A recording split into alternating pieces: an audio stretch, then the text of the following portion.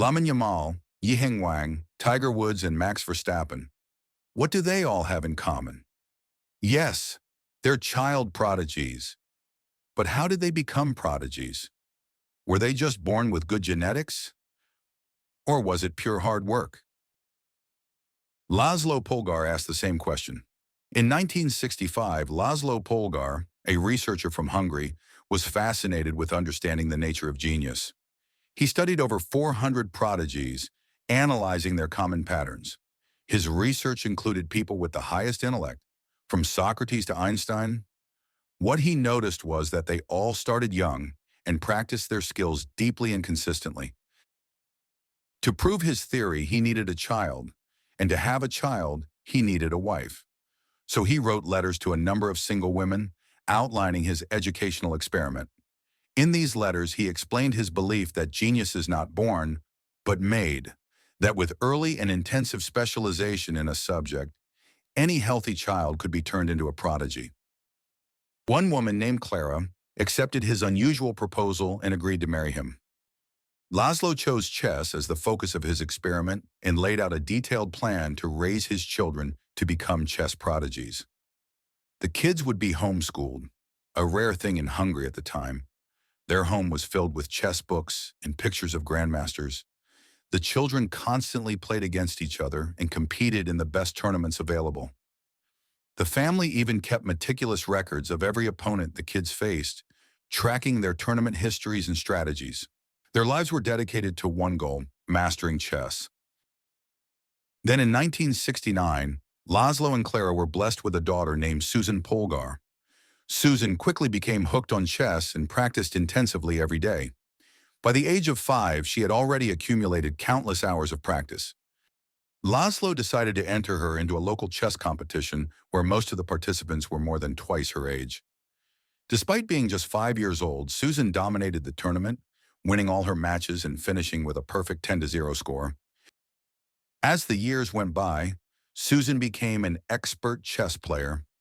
By 1984, at the tender age of 15, she had become the top-ranked female chess player in the world. In 1986, she made history as the first woman to qualify for the Men's World Championship. She continued to break barriers and, in 1991, earned the prestigious title of Grandmaster. In 1996, Susan Polgar became the first in history to win the chess Triple Crown by winning World Blitz, Rapid, and Classical Championship. Now, you might assume that Susan was simply born a genius by some stroke of luck.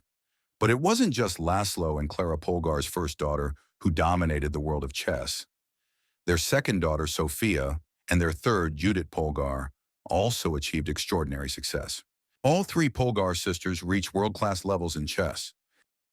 Sofia Polgar went on to become the 6th-ranked female chess player in the world. Like her older sister Susan, she won numerous tournaments and medals. One of her most notable achievements was what's known as the Sack of Rome. In a 1989 tournament held in Rome, Sofia stunned the chess world by scoring 8.5 out of 10 against a field that included several grandmasters. She was only 14 years old at the time. Chess experts have ranked Sofia's performance in that tournament as the 5th best in chess history. Her skills were enough to humble even the most seasoned players. Yet despite her brilliance, Sofia's accomplishments were often overshadowed by her sisters. Finally came Judit Polgar, born in 1976, the youngest and most accomplished of the 3 Polgar sisters. Growing up in a household already immersed in chess, with 2 older sisters proficient in the game, Judit was naturally drawn into the world of chess from an early age. She is widely regarded as the greatest female chess player of all time. Judit was the fastest person, male or female, to achieve the title of Grandmaster at the time, reaching the milestone at just 15 years and 4 months, breaking the record previously held by the legendary Bobby Fischer. She was also the youngest player ever to break into the world's top 100 rankings. When Judit began showing exceptional talent, even world champion Garry Kasparov made a dismissive remark saying, "She has fantastic chess talent, but she is, after all, a woman." It all comes down to the imperfections of the feminine psyche. No woman can sustain a prolonged battle. But in 2002, Judit proved him wrong by defeating Kasparov himself, a moment that shocked the chess world.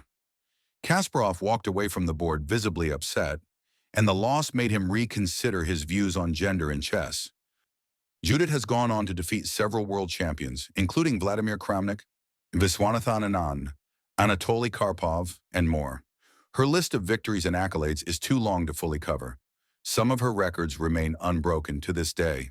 She is the only woman ever to defeat a reigning world number one, the only woman to qualify for a world championship event, and the only woman to surpass an ELO rating of 2,700, a feat that places her among the elite in chess history. So now we know how a child prodigy can be made. Just grab a kid, throw chess at him, and boom, you've got yourself a prodigy. No need for special genetics, right?